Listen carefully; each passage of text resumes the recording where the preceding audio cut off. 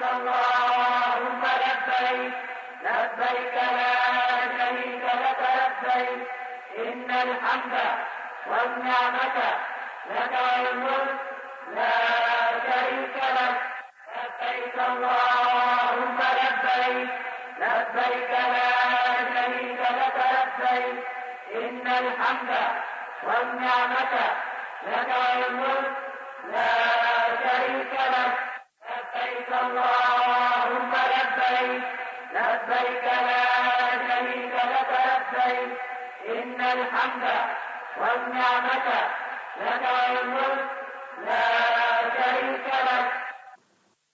السلام علیکم ورحمۃ اللہ وبرکاتہ. وعلیکم السلام ورحمۃ اللہ وبرکاتہ.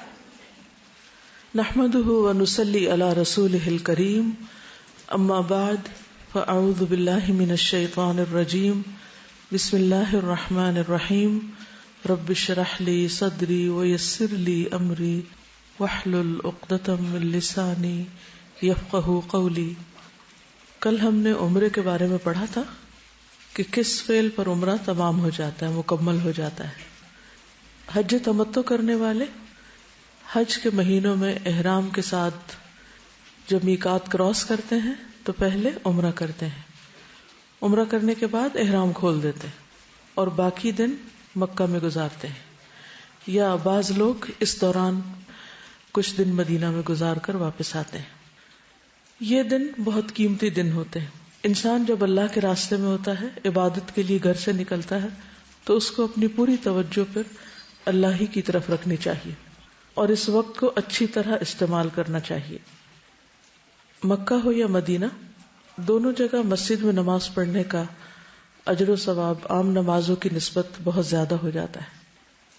اس لیے سب سے زیادہ اس بات کی کوشش کرنی چاہیے کہ باقی کاموں کے مقابلے میں نمازوں کی پابندی جماعت کے ساتھ، خصوصاً مردوں کے لیے، اس کا بہت زیادہ اہتمام کریں. پوری کوشش کے ساتھ وقت سے پہلے مسجد پہنچ جائیں تاکہ تحیت المسجد ادا کر سکیں، اذان سن سکیں، اس کا جواب دے سکیں. پھر اذان اور اقامت کے بیچ کے وقت میں سنت ادا کرنے کے ساتھ ساتھ مختلف دعائیں مانگیں، کیونکہ وہ دعاؤں کی قبولیت کا وقت ہوتا ہے. اس لیے خاص طور پر دن کا ٹائم ٹیبل وہاں رہتے ہوئے اس طرح بنانا چاہیے کہ نمازوں کے اوقات کی حفاظت ہو سکے. ویسے تو ساری زندگی میں یہ کرنا چاہیے، حافظوا علی الصلوات والصلاۃ الوسطی وقوموا للہ قانتین. نمازوں کی حفاظت کرو، خاص طور پر درمیانی نماز کی. لیکن چونکہ وہاں جا کر انسان ایک ٹریننگ سے بھی گزر رہا ہوتا ہے، ایک تربیتی مرحلے سے گزر رہا ہوتا ہے، تو اس میں انسان کو سب سے زیادہ اہمیت اور سب سے زیادہ اس کا فوکس نماز پر ہی ہونا چاہیے، تاکہ کسی نماز کی ایک رکعت بھی نہ چھوٹے اس سے. یعنی اپنے تمام تر معمولات، سارا اسکیڈول اس طرح بنے کہ پوری نماز ادا ہو سکے. پھر اسی طرح نماز کے بعد بھی اگر انسان حرم میں بیٹھے تلاوت کرے، ذکر اذکار کرے، لوگوں سے میل ملاقات کرے، مختلف لوگوں کو آبزرو کرے، ان سے کچھ سیکھے، کچھ ان کو سکھائے، امر بالمعروف کرے، نہی عن المنکر کرے، تو یہ تمام چیزیں سفر حج کا ایک حصہ ہے. اور زیادہ سے زیادہ وقت، یعنی حج تو چند مناسک کے ادا کرنے کا نام ہے، لیکن مکہ اور مدینہ میں اپنی موجودگی کے وقت کو غنیمت جانے کہ معلوم نہیں یہ وقت دوبارہ ہاتھ آئے یا نہ آئے. اس لیے بازاروں میں گھومنے پھرنے، ادھر ادھر کی شاپنگ کرنے، یا لوگوں سے ملاقات کرنے، یا اور چیزوں کی طرف دھیان کرنے کی بنسبت زیادہ زیادہ عبادت کی طرف توجہ رہے. نمازوں، قرآن پاک کی تلاوت اور اذکار کے علاوہ کثرت سے طواف کرے. نفلی طواف دن میں جتنی دفعہ چاہے انسان کر سکتا ہے، اللہ یہ کہ آخری دنوں میں بہت رش بڑھ جاتا ہے حج کے قریب ترین دنوں میں، تو اس میں پھر خواتین کو ذرا پرہیز کرنے کی ضرورت ہے، خصوصاً ایسے اوقات میں جب بہت رش ہو. اس کے علاوہ حج کے کچھ آداب ہیں جنہیں ملحوظ رکھنا چاہیے. ہر چیز کے کچھ مینرز ہوتے ہیں. کسی بھی جگہ رہنے، کسی بھی جگہ پر جانے میں کیا کیا چیزیں ضروری ہیں وہ ہم سب کو عام طور پر معلوم ہوتی ہیں یا جانے سے پہلے ہم معلوم کرتے ہیں. عموماً ہم مناسک تو سیکھتے ہیں لیکن روزمرہ زندگی میں وہاں دوسرے لوگوں کے ساتھ رہنا کس طرح ہے، کیسے بہیو کرنا ہے، کیسے معاملات رکھنے ہیں، کیسا اخلاق ہونا چاہیے، اس چیز کی عموماً پرواہ نہیں کی جاتی. تو اس طرف توجہ بھی بہت ضروری ہے. اللہ سبحانہ وتعالیٰ نے قرآن مجید میں حج کا ذکر کرتے ہوئے کیا فرمایا؟ فَمَنْ فَرَضَ فِيهِنَّ الْحَجَّ فَلَا رَفَثَ وَلَا فُسُوقَ وَلَا جِدَالَ فِي الْحَجِّ. اور اسی طرح وَتَزَوَّدُوا فَإِنَّ خَيْرَ الزَّادِ التَّقْوَى. جاتے ہوئے ساتھ تقوی لے جائیں، اور وہاں پر جن چیزوں سے پرہیز کرنا ہے وہ رفث، فسوق اور جدال ہے. ان سب چیزوں سے کس طرح بچا جا سکتا ہے؟ وہ کون سی ایک خاص کوالٹی ہے کہ جو انسان کے اندر آ جائے تو ان چیزوں سے بچ سکتا ہے؟ کوئی نام لے گا اس کا؟ صبر. صبر آ جائے تو پھر ہی انسان لڑائی جھگڑے اور فتنے فساد سے اور جدال سے اور فسوق سے اور رفث سے بچ سکتا ہے. قرآن مجید میں اللہ تعالیٰ فرماتے ہیں وَجَعَلْنَا بَعْدَكُمْ لِبَعْدٍ فِتْنَةً أَتَصْبِرُونَ وَكَانَ رَبُّكَ بَصِيرًا. اور ہم نے تمہارے بعض کو بعض کے لیے ایک آزمائش بنایا ہے. انسان انسانوں کے لیے بہت بڑا امتحان ہے، بہت بڑا. ہم اپنے آس پاس کے لوگوں کی وجہ سے ہی خوش ہوتے ہیں اور انہی کی حرکتوں کی وجہ سے یا تکلیف دہ حرکتوں کی وجہ سے ہم غصے میں آتے ہیں یا ناراض ہوتے ہیں یا پریشان ہوتے ہیں یا اداس ہوتے ہیں. تو انسان ایک ایسی مخلوق ہے جو اکیلی بھی نہیں رہ سکتی، لیکن لوگوں کے ساتھ رہنا اس سے بھی زیادہ مشکل کام ہے. ہم کسی حال میں بھی راضی نہیں ہوتے اور یہ ایک بہت بڑا امتحان ہے ہم سب کا. جن لوگوں سے ہمیں فائدے پہنچتے ہیں ان سے نقصان بھی پہنچتے ہیں، اور جن سے کبھی تکلیف پہنچتی ہے ان سے خوشیاں بھی ملتی ہیں. اس لیے ہمیں صبر سے کام لینا ہوگا اگر ہم واقعی زندگی کے سفر میں کامیاب ہونا چاہتے ہیں، اور خصوصاً حج کے سفر میں. جب بھی کسی کی طرف سے کوئی تکلیف پہنچے تو یہ کہہ کے صبر کر لے یا یہ سوچ کے صبر کر لے کہ اس شخص سے فلاں اور فلاں فائدہ بھی تو مجھے پہنچا ہے. جب ہم کسی کے احسانات یاد رکھتے ہیں تو ہمیں اس کی طرف سے پہنچنے والی تکلیف بہت کم محسوس ہوتی. اور پھر ان الحسنات یذہبن السیئات، لوگوں کے اچھے رویوں کو یاد رکھنا ان کے تکلیف دہ رویوں کو بھلا دیتا ہے. نبی صلی اللہ علیہ وسلم نے فرمایا وہ مومن جو لوگوں سے ملتا جلتا ہے اور ان کی طرف سے آنے والی تکالیف پر صبر کرتا ہے، وہ اس مومن سے اجر و ثواب میں کہیں زیادہ ہے جو لوگوں سے میل جول نہیں رکھتا کہ ان کی تکالیف پر صبر کرنے کی نوبت آئے. جب آپ ملیں گے ہی نہیں کسی سے تو آپ کو تکلیف ہی نہیں پہنچے گی. جب تکلیف ہی نہیں پہنچے گی تو آپ صبر کہاں کریں گے؟ صبر کی نوبت ہی نہیں آئے گی. تو صبر نہیں ہوگا تو اجر کہاں سے آئے گا؟ تو اس لیے اس اجر تک پہنچنے کے لیے لوگوں سے ملنا جلنا ضروری ہے. لوگوں کے علاوہ ہماری روزمرہ کی جو مشغولیات ہیں یا مصروفیات ہیں اور روزمرہ کے پروگرام کا لازمی حصہ وہ کھانا پینا ہوتا ہے، جو حج میں بھی جاری رہتا ہے. عام طور پر لوگ وہاں کھانے پینے کی شکایات کرتے نظر آتے ہیں یا تبصرہ کرتے رہتے ہیں کھانے پر. کھانے سے پہلے اس بات کی فکر لگی رہتی ہے کہ کہاں سے کھائیں گے، کیا کھائیں گے. جب کھانا سامنے آتا ہے تو کچھ اس وقت باتیں بناتے ہیں، کچھ کھانے کے بعد. کیا ہم ان تبصروں سے رک نہیں سکتے؟ رک سکتے ہیں اگر ہماری زندگی میں کوئی اعلیٰ مقاصد ہو. تو کیا کرنا چاہیے؟ صبر کے ساتھ ساتھ شکر. جو بھی ملے اسے کھا لیں اور شکر ادا کریں. حدیث میں آتا ہے اللہ تعالیٰ اس بندے سے خوش ہوتا ہے جو ایک لقمہ کھا کر اس پر اللہ کا شکر ادا کرے یا ایک گھونٹ پیے اور اس پر اللہ کا شکر ادا کرے. تو کھا پی کر کیا کرنا چاہیے؟ شکر ادا کرنا چاہیے جو بھی ملے. اگرچہ یہ باتیں میں حج کی مناسبت سے کر رہی ہوں لیکن ان کو آپ یہاں بھی استعمال کر سکتے ہیں، ان سے فائدہ اٹھا سکتے ہیں، خصوصاً اگر آپ ہاسٹل میں رہ رہے ہو. کیونکہ ہاسٹل میں رہنا بھی ایسے ہی جیسے حج پہ جا کے رہنا. وہاں بھی اسی طرح لوگ ایک ایک کمرے میں کئی اکٹھے ہی رہ رہے ہوتے ہیں اور ہر وقت ایک ہجوم کا سا سما ہوتا ہے. پھر سکینت اختیار کرنا. نبی صلی اللہ علیہ وسلم نے عرفہ کے دن فرمایا ایھا الناس علیکم بالسکینۃ فإن البر لیس بالایداع. صحیح بخاری. لوگوں آہستگی اور وقار کو اپنے اوپر لازم کر لو. اونٹوں کو تیز دوڑانا کوئی نیکی نہیں. نہیں ہٹو بچو، شور ہنگامہ، پش کرنا، چیخنا چلانا، یہ مسلمان کے اخلاق کے منافی ہے. اور چال میں بھی وقار ہونا چاہیے، گفتگو میں وقار اور ٹھہراؤ ہونا چاہیے. معاملات کے اندر بھی اسی طرح شودی حرکتیں نہیں کرنی چاہیے. اس کا مجھے اردو اور انگریزی نہیں آتا. کچھ لوگ اعتدال میں نہیں رہتے، یا وہ غصے میں بھڑک رہے ہوتے ہیں یا وہ خوشی سے نہال ہو رہے ہوتے ہیں. بھائی درمیان میں رہو، ٹھہر جاؤ، سکینت اختیار کرو. خصوصاً عورتوں کے لیے بہت مشکل ہے، لیکن کوشش کرنے پر آپ یہ عادت اور سیرت اختیار کر سکتے. آپ ہی میں کچھ لوگ میں دیکھتی ہوں کہ ان کے اندر ماشاءاللہ بے پناہ ٹھہراؤ ہوتا ہے. تو ایسے لوگوں کو دیکھا کریں کہ وہ کس طرح بات کر رہے ہیں، کس طرح چل رہے ہیں، کیا کر رہے ہیں، کیونکہ انسان دیکھ کر بہت کچھ سیکھ سکتا ہے. پھر اپنی ذات سے دوسروں کو سکون اور تسلی دینا.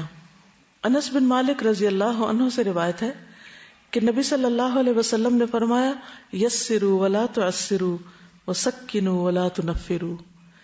آسانی پیدا کرو، تنگی پیدا نہ کرو، لوگوں کو تسلی اور سکون دو، نفرت نہ دلاؤ. یعنی جہاں چاروں طرف آپ کے لوگ ہی لوگ ہوں وہاں پر آپ کے لیے نیکی کرنے کے مواقع بڑھ جاتے ہیں. آپ اس نگاہ سے لوگوں کو دیکھیں کہ کہاں، کس وقت، کب، کیسے کس کے کام آ سکتا ہوں.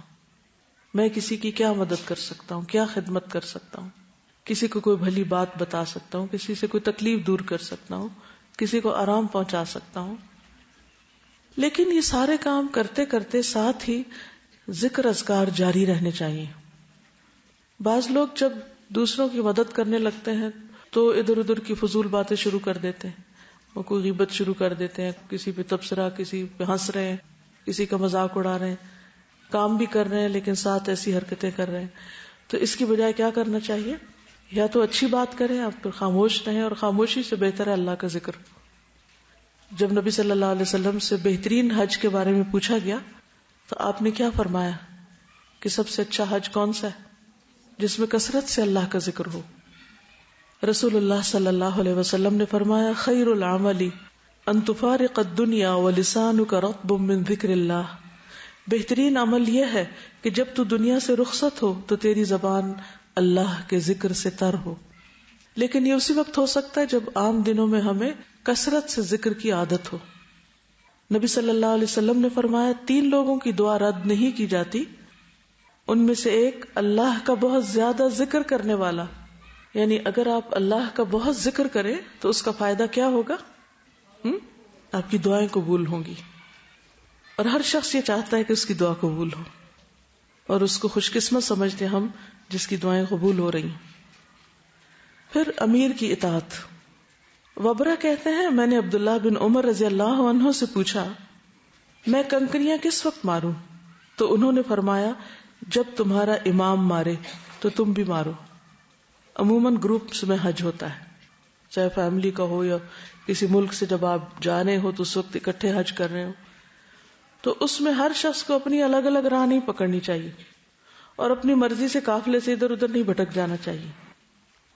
کیونکہ کچھ پتہ نہیں کہ اتنے رش میں کوئی کچلا جائے، کسی کو ہارٹ اٹیک ہو جائے، کچھ ہو جائے، اور پھر آپ کو کوئی پہچانتا نہ ہو، جانتا نہ ہو تو کتنی مشکل ہو. یا آپ راستہ ہی نہ کھو بیٹھیں، یا غلطی سے کسی لمبے راستے پہ نہ پڑ جائیں اور بلا وجہ کی مشقت میں پڑ جائیں اور آپ بہت سی اور دیگر خیر سے محروم ہو جائیں. تو اس لیے حج کے سفر میں اور کسی بھی اجتماعی سفر میں، خواہ کوئی ٹرپ ہو، کیا کرنا چاہیے؟ انسٹرکشنز کو غور سے سننا چاہیے اور ان کو فالو کرنا چاہیے. چاہے وہ گروپ ٹائم ہو یا کلاس روم ہو یا سفر میں ہو یا پھر حج پہ ہو. آپ وہاں پر دیکھیں گے کہ بہت سے ممالک کے گروپس اتنے آرگنائزڈ ہوتے ہیں، حتیٰ کہ لباس تو چھوڑو، ان کے جو بیگز ہوتے ہیں وہ بھی ایک سائز کے اور ایک رنگ کے اور ایک طرح کے سٹریپ سے بندھے ہوئے. جس طرح اس وقت آپ لوگ مختلف رنگ کے سٹریپس پہنے ہوئے ہیں اپنے آئیڈینٹی کارڈ کے ساتھ. تو اسی طرح حج پر بھی لوگ بہت ہی آرگنائزڈ وے میں سفر کر رہے ہوتے ہیں اور وہ اس سنت پر عمل کر رہے ہوتے ہیں.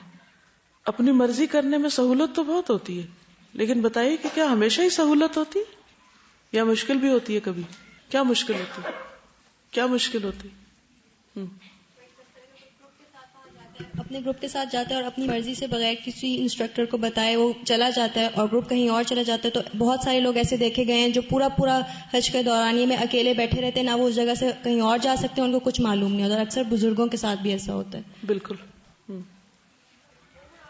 جی ہاں، ایک دوسرے کی سپورٹ نہیں ملتی. ہم اپنے علاوہ دوسروں کا بھی وقت ضائع کرتے ہیں کیونکہ وہ بیٹھے انتظار کرتے رہتے ہیں کہ کب لوگ واپس آئیں اور ہم اگلا سٹیپ شروع کریں. تو اس لیے اس سے بہت زیادہ پرہیز کرنا چاہیے کہ جہاں بھی آپ اکٹھے ہو کر جائیں، اکٹھے ہو کر رہیں، تو جو وقت بتایا جائے، جو جگہ بتائی جائے، اس کی پابندی کریں، ورنہ آپ خود کو بھی مصیبت میں ڈالیں گے اور دوسروں کو بھی. پھر لڑائی جھگڑے سے بچنا. بہت زیادہ مواقع ہوتے ہیں وہاں لڑنے کے، لیکن اللہ تعالیٰ نے خاص طور پر مینشن کیا ولا جدال، لڑنا تو ہے ہی نہیں. نبی صلی اللہ علیہ وسلم نے جب حدیبیہ میں پڑاؤ ڈالا تو ان کے ایک خیر خواہ نے خبر دی کہ میں کعب بن لؤی اور عامر بن لؤی کو پیچھے چھوڑ کر آ رہا ہوں، جنہوں نے حدیبیہ کے پانی کے ذخیروں پر اپنا پڑاؤ ڈال دیا ہے. ان کے ساتھ بکثرت دودھ دینے والی اونٹنیاں اپنے بچوں کے ساتھ ہیں. وہ آپ سے لڑیں گے اور آپ کے بیت اللہ پہنچنے میں رکاوٹ بنیں گے. لیکن آپ نے فرمایا ہم کسی سے لڑنے نہیں آئے، ہم صرف عمرے کے ارادے سے آئے ہیں.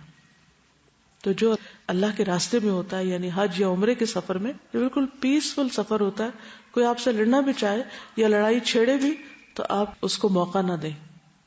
بعض لوگوں کو پیچھے سے عادت ہوتی ہے اور ان کا کھانا ہضم نہیں ہوتا جب تک وہ لڑ نہ چکے، تو پھر وہاں اگر موقع نہیں ملے تو ان کا موڈ آف رہتا ہے. تو پھر جب پتا ہو ایک شخص کی عادت کا کہ اس کو لڑنے کی عادت ہے اور اس سے آپ آرام سے بھی کوئی بات کریں گے تو لڑ کے ہی جواب دے گا، تو بس بات کو سمجھ لیں کہ اس نے لڑنا ہے اور ایکسپیکٹ کیا کریں کہ میں سیدھی بات بھی کروں گا تو یہ الٹا جواب دے گا. ہوتا ہے نا، ایسے لوگ ہوتے ہیں، ہر جگہ ہوتے ہیں. تو جب زندگی میں آپ لوگوں کے مزاج سمجھ جاتے ہیں تو آپ کو معاملہ کرنے میں بہت آسانی ہو جاتی ہے. جس چیز کو آپ ایکسپیکٹ کر رہے ہوتے جب وہ سامنے آ جاتی تو آپ کہتے ہیں تو نارمل ہے، سو واٹ، یہ تو ہونا ہی تھا. پہلے سے آپ انتظار میں ہوتے اچھا وہ کیا ہوتا ہے. تو اسی طرح اگر اس سفر میں بھی آپ کا ساتھ کچھ ایسے لوگوں سے ہو جائے کہ جو بد اخلاق ہوں، بد زبان ہوں، بدتمیزی سے بات کرتے ہوں، اور آپ کو معلوم ہے یہ عادتیں بچپن سے پڑ جاتی ہیں لوگوں کو نا، بعض اوقات بڑے ہو کر بھی نہیں جاتی. وہ کسی بھی مقام پہ پہنچ جائیں لیکن ان کے پھر اخلاق نہیں بدلتے کیونکہ وہ ان ماحول کی پیداوار ہے نا. بعض اوقات ان کے بس کی بات نہیں ہوتی، ان کو سمجھ بھی نہیں ہوتی وہ کیا بول رہے ہیں، کیا کہہ رہے ہیں، احساس بھی نہیں ہوتا. چھوٹ چھوٹ کے تانے دیتے جاتے ہیں اور وہ اس کو اپنے بڑی سمارٹنس سمجھتے ہیں، حالانکہ انتہا درجے کی بد اخلاقی ہوتی. اور خصوصاً اگر لوگوں کو یہ پتا ہو کہ آپ قرآن پڑھے ہوئے ہیں یا آپ دین پر چلنے والے ہیں اور پھر آپ سے یہ بد اخلاقیاں سرزد ہو رہی ہوں تو آپ دین کو بھی، قرآن کو بھی، باقی چیزوں کو بھی بدنام کر رہے ہیں. حالانکہ دین یہ تعلیم نہیں دیتا.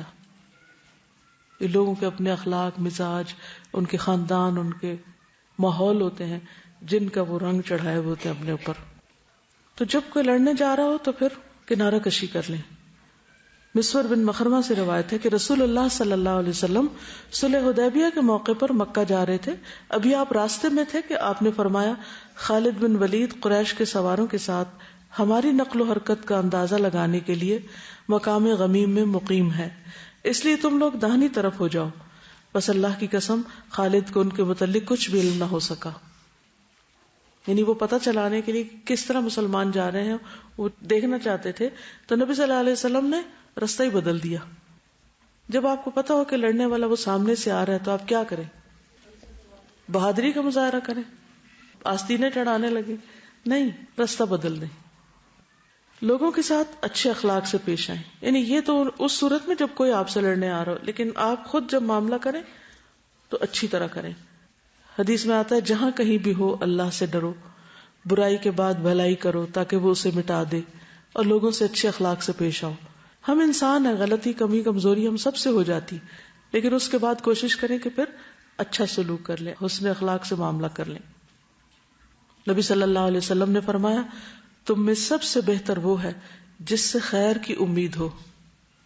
یعنی آپ جب اس سے بات کریں تو آپ کو یہ اطمینان ہو کہ اس شخص سے مجھے خیر ہی ملے گی، کوئی بھلائی نصیب ہوگی، اور اس کے شر سے امن ہو. اور سب سے بدتر وہ ہے جس سے خیر کی توقع نہ ہو اور اس کے شر سے امن نہ ہو. پھر زبان کی حفاظت، اس پہ خصوصی دھیان دیں، اس کو لاک میں رکھیں. ناشکری کے جملے نہ بولے جو اللہ کی ناراضگی کا باعث ہوں. ابو ہریرہ فرماتے ہیں نبی صلی اللہ علیہ وسلم نے فرمایا بندہ ایک بات زبان سے نکالتا ہے اور اس کے بارے میں سوچتا نہیں، جس کی وجہ سے وہ دوزخ میں اتنی دور پھسل کے گرتا ہے جتنا مشرق و مغرب کے بیچ میں دوری. تو اس لیے بہت سوچ سمجھ کے بات کریں، اور اگر کوئی بات کر کے آپ کو خلش شروع ہو جائے تو استغفار کر لیں اور آئندہ ان جملوں پر چیک رکھیں کہ پھر ایسی بات نہیں کریں گے. جب ہم کثرت سے ذکر کریں گے اور خاموش رہیں گے تو پھر ایسی نوبت ویسے ہی کم آئے گی. رسول اللہ صلی اللہ علیہ وسلم نے فرمایا اللہ اس بندے پر رحم فرمائے جو فائدہ مند بات کرتا ہے یا پھر خاموش رہ کر سلامت رہتا ہے. یعنی یہ نہیں کہ ایک مصنوعی خاموشی طاری کر لیں، جب ضرورت کے موقع پر بھی کوئی نہیں بولتا اس سے بھی دوسروں کو پریشانی لاحق ہوتی ہے، تو اس پریشانی سے بھی دوسرے کو بچانا چاہیے. تو اللہ تعالیٰ اس پر رحم کرے جو فائدے کی بات کرے، یعنی فائدے کی بات کرنے والے پر اللہ کی رحمت ہے. یا پھر اگر نہیں ہے کوئی فائدے کی بات، کام کی بات، تو خاموشی اختیار کر کے سلامت رہیں. پھر نظروں کی حفاظت، کیونکہ حج کے لیے کثرت سے مرد اور کثرت سے عورتیں گئی ہوتی ہیں اور باہم اختلاط بھی بہت ہوتا ہے. اس لیے کوشش کریں کہ کسی نامحرم پر نظر نہ پڑے. یعنی آپ چلیں اس طرح کہ جیسے آپ کے آس پاس کوئی بھی نہیں. فوکس کریں اپنے منزل پہ، اپنے مقصد پہ. تو ہر ناجائز غیر ضروری چیز پہ فوکس نہ کریں، اس پہ توجہ نہ دیں. چیزیں نظروں سے آگے سے گزریں گی، لوگ گزرتے جائیں گے گزرتے جائیں گے، نظر ٹھہرائے نہیں کسی پہ. ہر شخص کو یہ معلوم ہے کہ نظروں سے اگنور کرنا کیا ہوتا ہے، کس طرح انسان اپنی حفاظت کر سکتا ہے. لوگوں کے ہجوم میں، بھیڑ میں، جب چاروں طرف بھی مرد ہوں تو بھی آپ کو طریقہ آنا چاہیے کہ آپ نے اپنی نگاہ کی حفاظت کس طرح کرنی ہے. نبی صلی اللہ علیہ وسلم نے فرمایا، صحیح حدیث ہے، 3 افراد کی آنکھیں روز قیامت آگ کو نہیں دیکھیں گی. ان میں سے ایک وہ آنکھ ہے جس نے اللہ تعالیٰ کے حرام کردہ امور سے نظروں کی حفاظت کی، یعنی کسی کے سطر پہ نظر نہیں ڈالی، یا عورت مرد کے چہرے کو یا مرد عورت کے چہرے کو نہ دیکھے. تو جو اپنی نظروں کی حفاظت کرے گا اللہ سبحانہ وتعالیٰ قیامت کے دن اس کی حفاظت فرمائیں گے. پھر عمل بالمعروف اور نہی عن المنکر اور دعوت اللہ کا کام ساتھ ساتھ کرتے جانا. نبی صلی اللہ علیہ وسلم نے فرمایا، جب لوگ گناہ کا کام ہوتے ہوئے دیکھیں اور اس سے نہ روکیں تو ان قریب ان سب کو اللہ کا عذاب گھیر لے گا. تو ہاتھ سے بھی روک سکتے ہیں، زبان سے بھی روک سکتے ہیں، اور مختلف طریقے سے سمجھا کے بھی لوگوں کو، ویسے کوئی لڑ رہا ہے تو اس کو بیچ میں صلح کرا دیں، کوئی اور چھلکا پھینک رہا ہے، پانی گرا رہا ہے، پانی بچے ضائع کر رہے ہوتے ہیں وہاں بیٹھ کے. بعض لوگ پانی ایک کپ میں پینا چاہیے 2 اکٹھے میں پینا شروع کر دیتے ہیں، پی کے نیچے پھینک دیتے ہیں. بہت سے غلط کام ہو رہے ہوتے ہیں. تو آپ ان کو اپنے عمل سے بھی بتا سکتے ہیں، خود آگے بڑھ کے ان چیزوں کو ٹھیک کر کے بھی، روک کے بھی.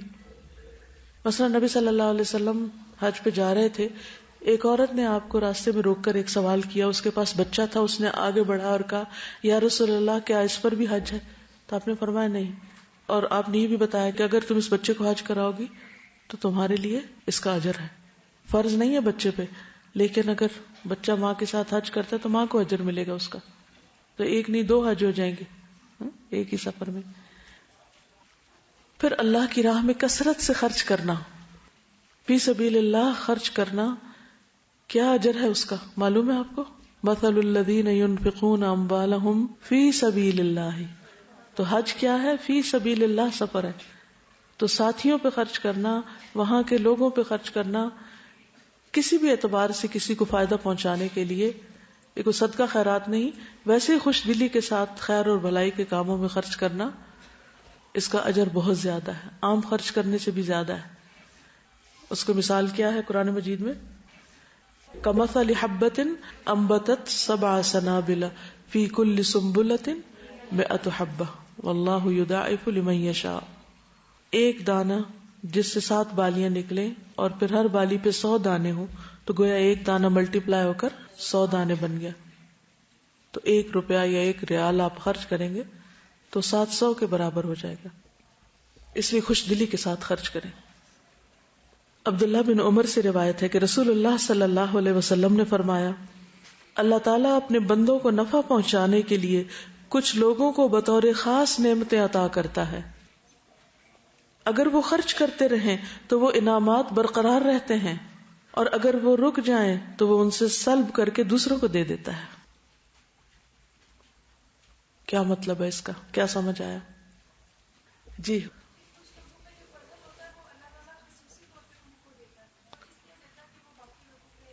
باقیوں کو دے، یعنی کچھ لوگوں کے پاس جو دوسروں کے مقابلے میں زیادہ ہے. اب فوراً سوچیں میرے پاس دوسروں کے مقابلے میں کیا زیادہ ہے. کچھ بھی جو سوچ سکیں آپ، کوئی اسکل، کوئی نالج، کوئی مال، کوئی ٹائم، انرجی، طاقت، کوئی بھی چیز وہ اللہ نے آپ کو اس لیے دی ہے تاکہ آپ دوسروں کو دے سکیں. آپ دوسروں کو دیں، کیونکہ اللہ تعالیٰ ان ساری نعمتوں کو درختوں کے ساتھ نہیں لٹکاتے. کچھ تو لٹکا دی ہیں لیکن ساری چیزیں درختوں کے ساتھ نہیں لٹک سکتی، وہ بندوں کے ساتھ لٹکی ہوئی ہیں. جو مومن ہوتے ہیں نا شجرہ طیبہ، تو ان اللہ کے نیک بندوں کے ساتھ وہ نعمتیں لٹک رہی ہیں. اب ان کا کیا فرض بنتا ہے کہ وہ اپنے پھلوں سے دوسروں کو فائدہ پہنچائیں. تو یہ اللہ نے آپ کو یہ پھل اس لیے دیے، یہ بہاریں اس لیے لگائی ہیں آپ کو تاکہ آپ سے دوسرے فائدہ اٹھائیں. اگر آپ دوسروں پہ خرچ کرتے جاتے ہیں تو کیا ہوگا؟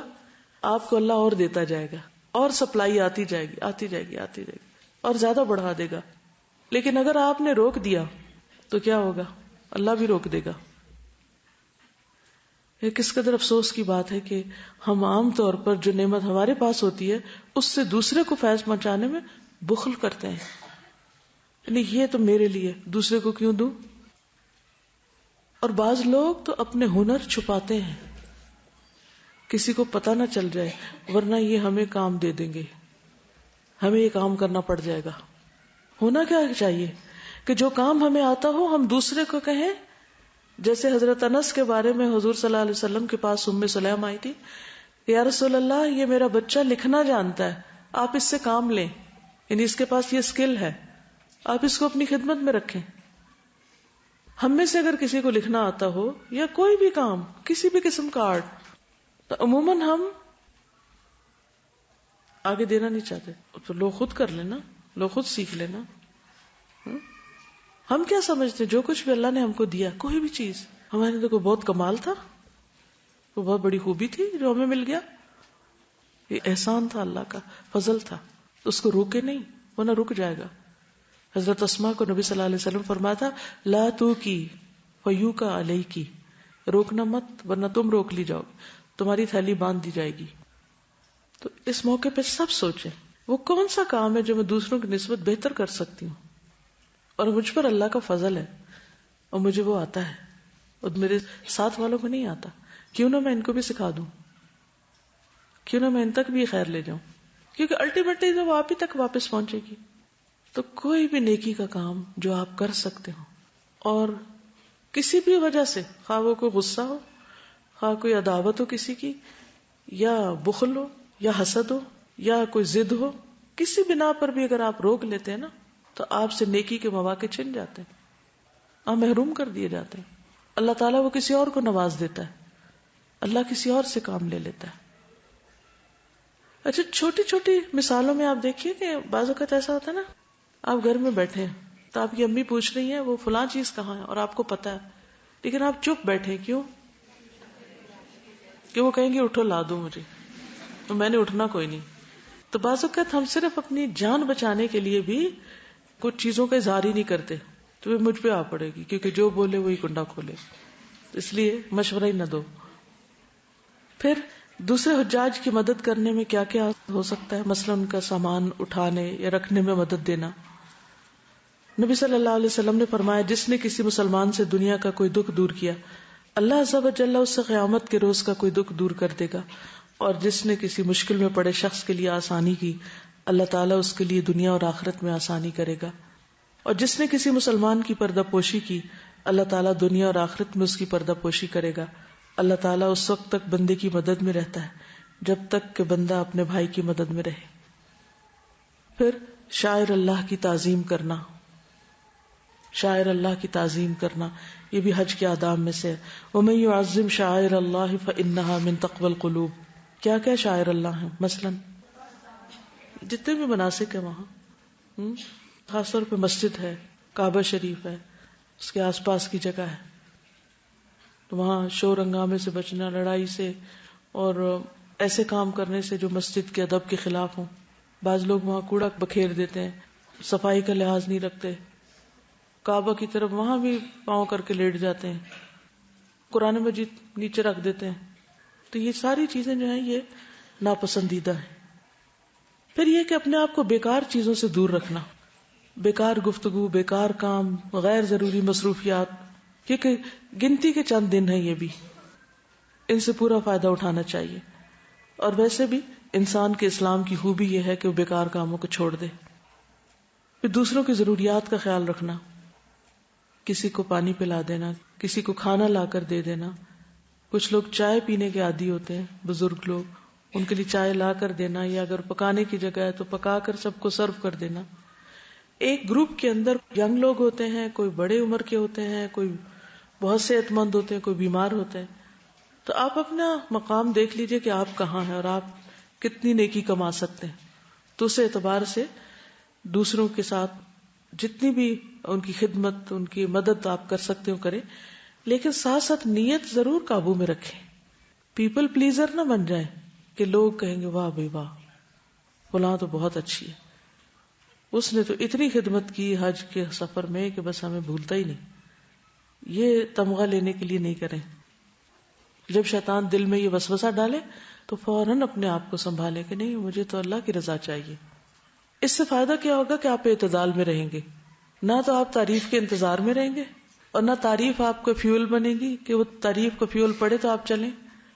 آپ چلتے رہیں گے حتیٰ کہ جب لوگ تعریف نہیں کریں گے یا بعض اوقات تعریف کے بجائے تنقید کریں گے تو بھی آپ اپنا کام کرتے رہیں گے، کیونکہ آپ کو پتہ ہے کہ آپ اللہ کے لیے کر رہے ہیں، ان کے لیے تو کر ہی نہیں رہے تھے. پھر یہ ہے کہ اس راستے میں جو تکلیفیں ہیں ان کا ذکر نہ کریں اور ان کو بہت زیادہ بار بار دہرائیں نہیں، کیونکہ مومن کو تو عام حالات میں اگر ایک کانٹا بھی چپ جاتا ہے تو اس پر بھی اجر ہے، اور یہ تو اللہ کے راستے کا سفر ہے. کیونکہ شکوہ کس سے کر رہے ہیں کہ اللہ تیرے راستے میں یہ اور یہ مشکل پیش آئی؟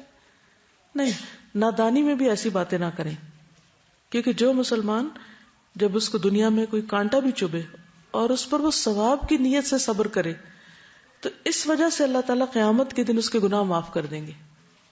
تو ہائے ہائے نہیں بچائے رکھنا چاہیے. پھر اسی طرح اگر بیمار ہو جائیں حج کے سفر میں، علاج دوا کے ساتھ ساتھ اپنے ساتھیوں کو، آس پاس کے لوگوں کو تنگ نہ کریں، پریشان نہ کریں.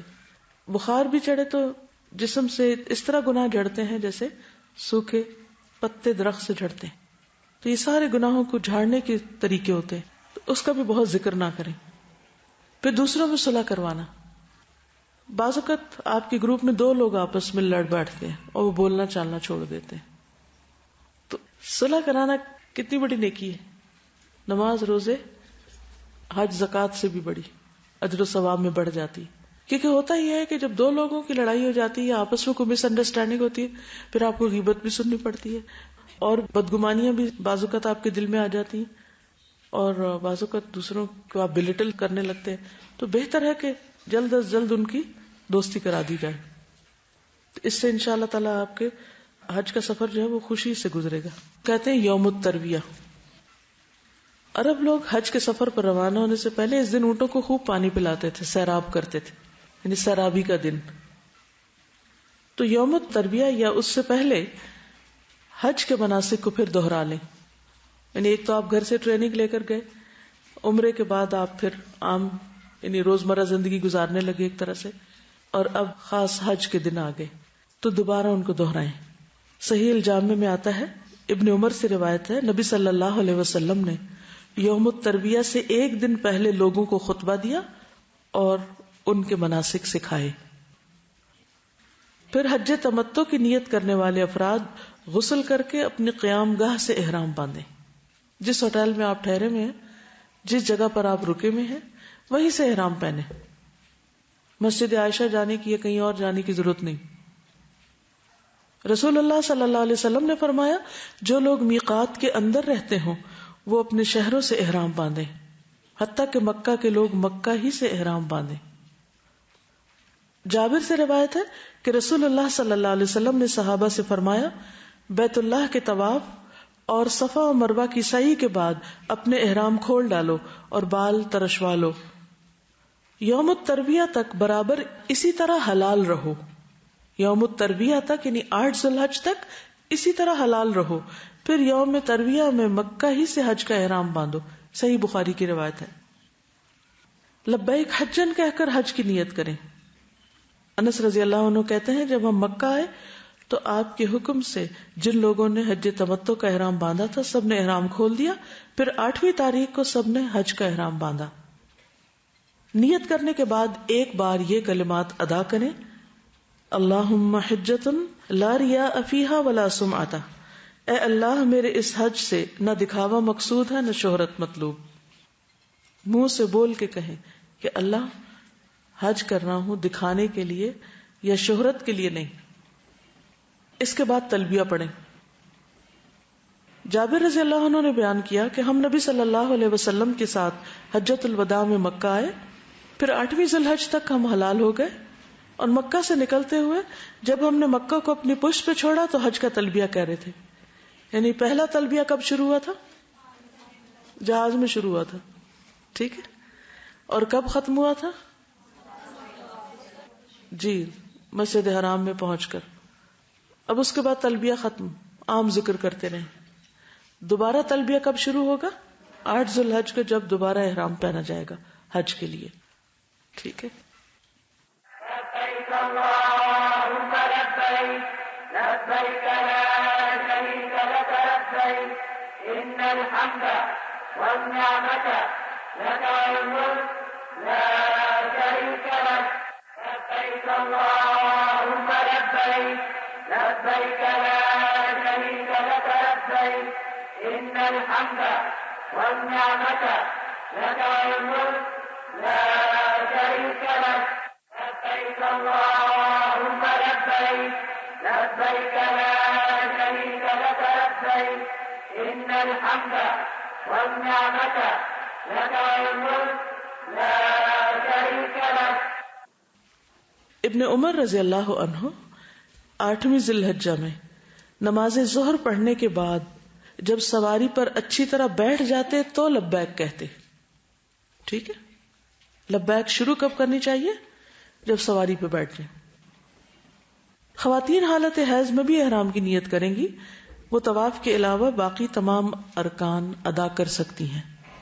عائشہ رضی اللہ تعالیٰ عنہ فرماتی ہیں کہ ہم رسول اللہ صلی اللہ علیہ وسلم کے ساتھ حج کے لیے اس طرح نکلے کہ ہماری زبانوں پر حج کے علاوہ اور کوئی ذکر ہی نہ تھا، یعنی تلبیہ ہی تلبیہ تھا۔ جب ہم مقام صرف پہنچے تو مجھے حیض آ گیا، میں اس غم میں رو رہی تھی کہ نبی صلی اللہ علیہ وسلم تشریف لائے۔ آپ نے پوچھا کیوں رو رہی ہو؟ میں نے کہا کاش میں اس سال حج کا ارادہ ہی نہ کرتی۔ آپ نے فرمایا شاید تمہیں حیض آ گیا؟ میں نے کہا جی ہاں۔ آپ نے فرمایا یہ چیز تو اللہ تعالیٰ نے آدم کی بیٹیوں کے لیے مقرر کر دی ہے، اس لیے جب تک تم پاک نہ ہو جاؤ طواف بیت اللہ کے علاوہ حاجیوں کی طرح تمام کام انجام دو۔ شاید اس میں یہی حکمت تھی کہ حضرت عائشہ ہم سب کے لیے ایک نمونہ بن جائے۔ حضرت عائشہ فرماتی ہیں کہ میں نے نبی صلی اللہ علیہ وسلم کے ساتھ حجۃ الوداع کیا، میں تمتع کرنے والوں میں سے تھی، یعنی وہ حج تمتع کر رہی تھی، اور ہدی یعنی قربانی کا جانور اپنے ساتھ نہیں لے کر گئی تھی۔ پھر وہ حائضہ ہو گئی اور عرفہ کی رات آ گئی اور ابھی تک وہ پاک نہیں ہوئی تھی، اس لیے انہوں نے کہا اللہ کے رسول صلی اللہ علیہ وسلم آج عرفہ کی رات ہے اور میں عمرہ کی نیت کر چکی تھی۔ آپ نے فرمایا اپنے سر کو کھول دو، کنگھی کرو اور عمرہ کو چھوڑ دو۔ میں نے ایسا ہی کیا، پھر میں نے حج پورا کیا۔ اور پھر انہوں نے عمرہ کب کیا تھا؟ جب سب لوگ واپس جا رہے تھے تو اس وقت آپ نے عمرہ بھی کیا، کیونکہ سب عمرہ اور حج دونوں کر رہے تھے، تو انہوں نے بھی پھر واپسی پہ عمرہ کر لیا۔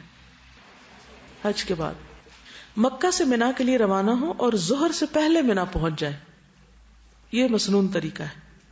عبدالعزیز بن رفیع بیان کرتے ہیں میں نے انس بن مالک سے پوچھا رسول اللہ صلی اللہ علیہ وسلم نے ظہر اور عصر کی نماز 8ویں ذی الحجہ میں کہاں پڑھی تھی؟ اگر آپ کو نبی صلی اللہ علیہ وسلم سے یاد ہے تو مجھے بتائیے۔ انہوں نے جواب دیا کہ منا میں۔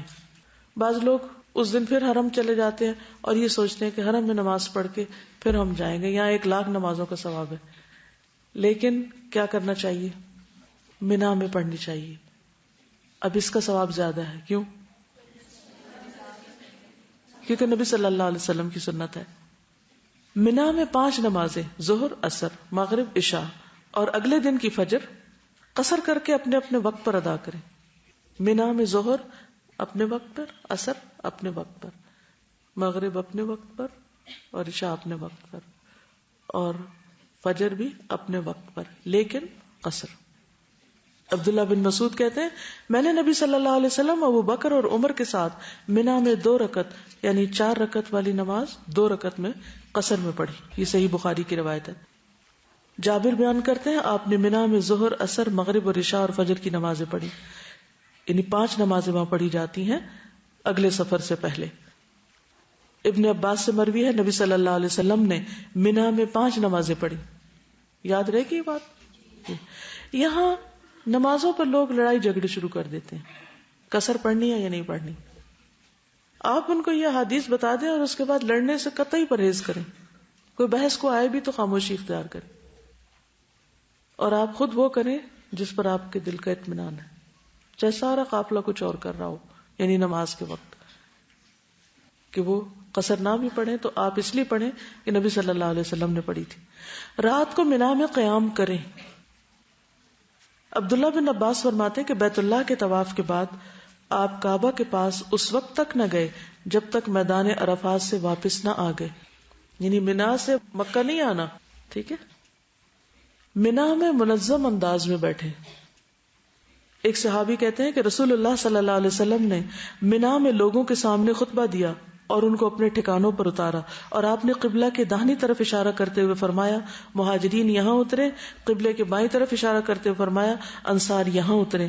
پھر باقی لوگوں کے لیے حکم ہوا کہ وہ ان کے ارد گرد اترے.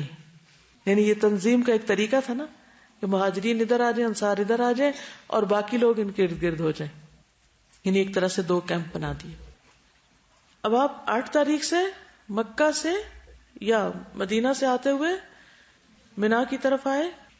کب پہنچنا ہے؟ ظہر سے پہلے، اور رات یہی گزارنی ہے. 5 نمازیں یہی پڑھنی ہے. یہ 3 اہم کام ہیں. اب صبح ہو گئی، 9 ذی الحج ہو گیا، یوم العرفہ. یہ حج کا اہم ترین رکن ہے، عرفہ کا قیام. اور عرفہ کا وقوف فرض ہے. رہ جائے تو حج ہی نہیں ہوتا، نہ کوئی فدیہ دے کے اس کی تلافی ہو سکتی. عبد الرحمن بن یامر کہتے ہیں میں رسول اللہ صلی اللہ علیہ وسلم کی خدمت میں حاضر ہوا جبکہ آپ میدان عرفات میں تھے. اسی دوران میں نجد کی طرف سے کچھ لوگ آئے اور ان میں سے ایک شخص نے کہا، تو اس نے پکار کر کہا اے اللہ کے رسول حج کیسے ہے؟ تو رسول اللہ صلی اللہ علیہ وسلم نے ایک شخص کو حکم دیا اور اس نے پکار کر کہا حج تو عرفات کا دن ہے، الحج عرفہ. جو شخص مزدلفہ کی رات میں فجر کی نماز سے پہلے پہلے یہاں آ گیا اس کا حج پورا ہو گیا. عرفہ میں وقوف یا عرفہ کا قیام ظہر کے بعد شروع ہوتا ہے. اگر کوئی ظہر سے پہلے عرفہ سے گھوم پھر کے چلا گیا حج نہیں ہوگا. لیکن کب تک رکنا ہوتا ہے یہاں؟ مغرب تک. ہاں اگر کوئی شخص مغرب کے بعد یہاں پہنچتا ہے تو بھی اس کا حج ہو جائے گا. ٹھیک ہے. عبد الرحمن کہتے ہیں میں نبی صلی اللہ علیہ وسلم کے پاس تھا، کچھ لوگ آئے اور حج کے بارے میں پوچھا. آپ نے فرمایا حج عرفات میں ٹھہرنے کا نام ہے.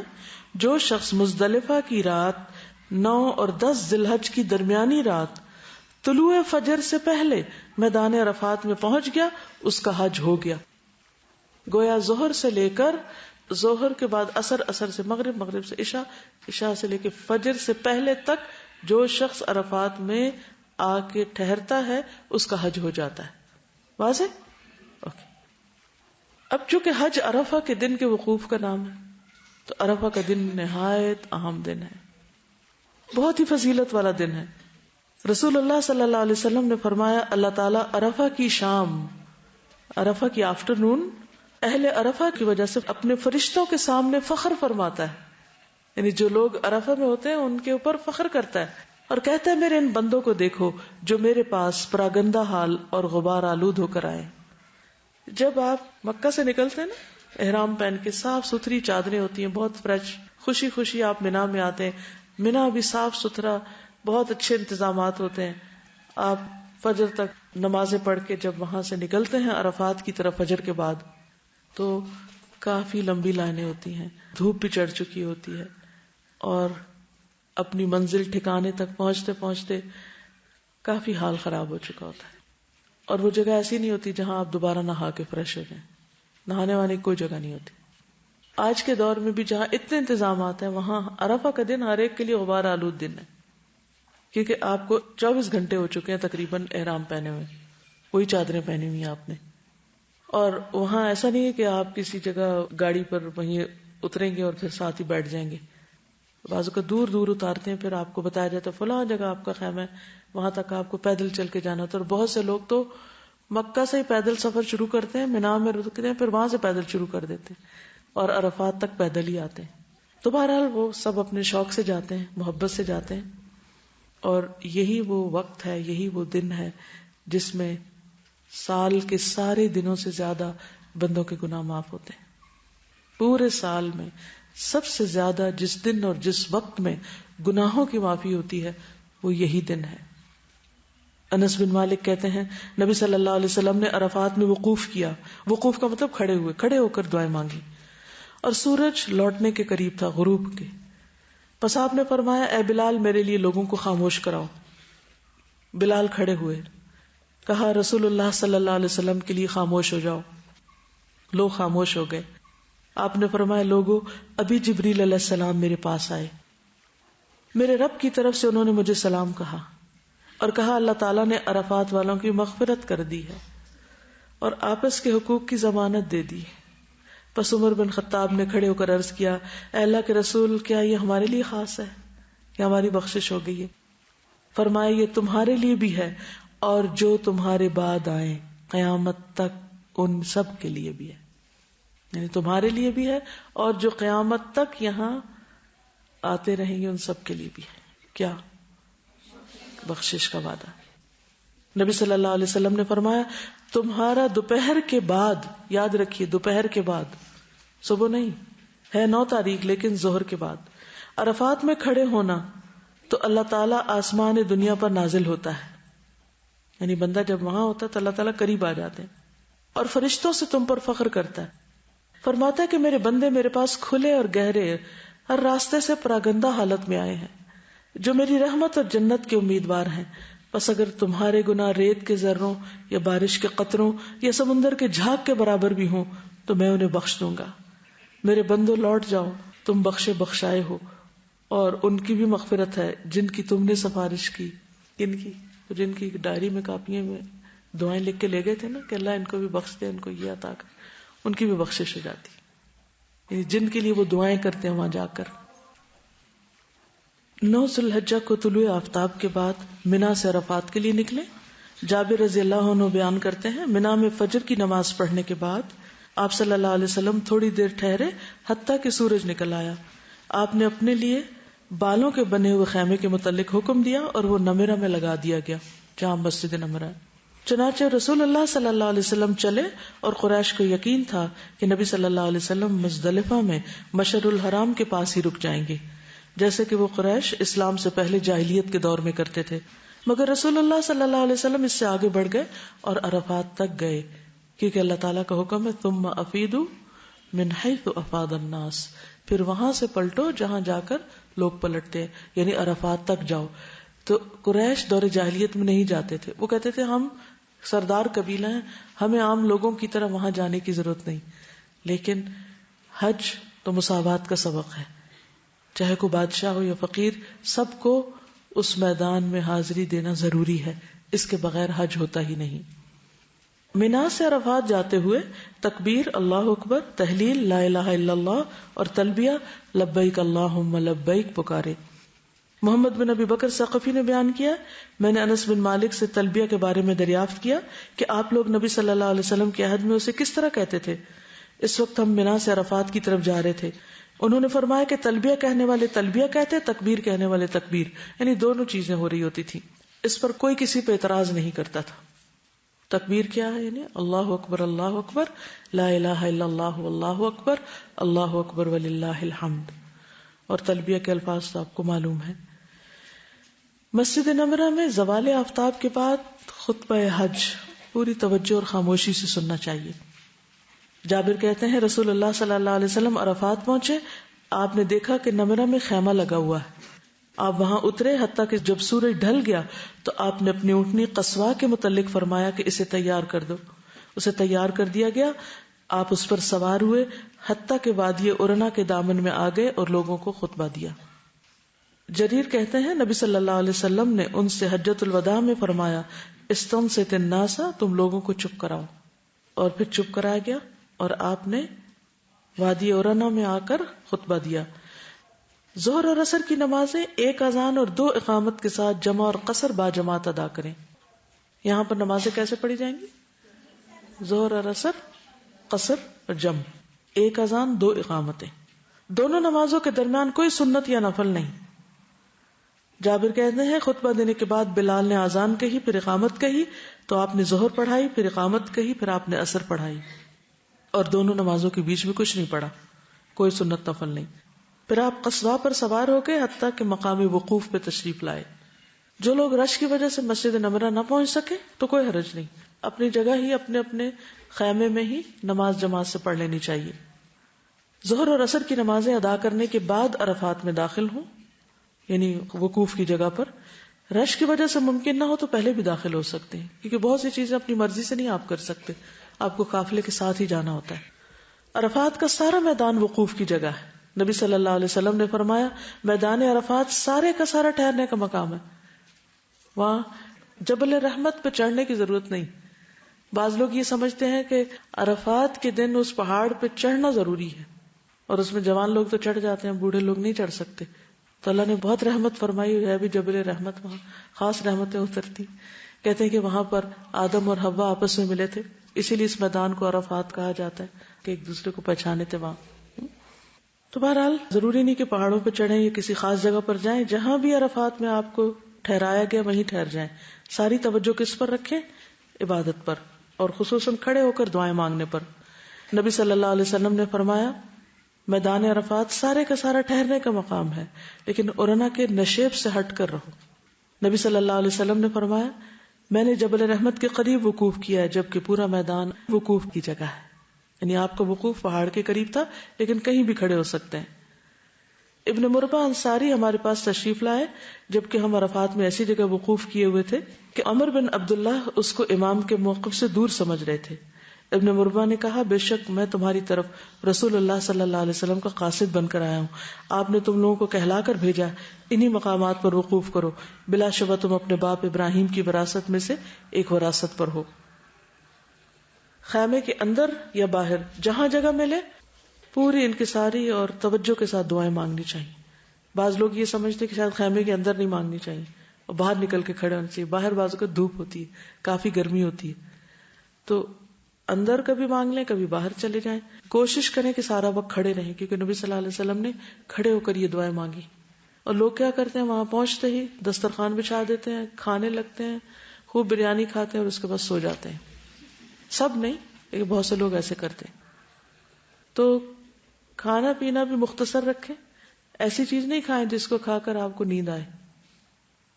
آپ پورے کے پورے وقت کو، میکسیمم ٹائم کو پورے فوکس کے ساتھ اللہ کی طرف متوجہ رکھیں اپنے آپ کو، اور دعائیں کرتے رہیں، کیونکہ اللہ تعالیٰ آپ پر فخر کر رہا ہے فرشتوں کے سامنے.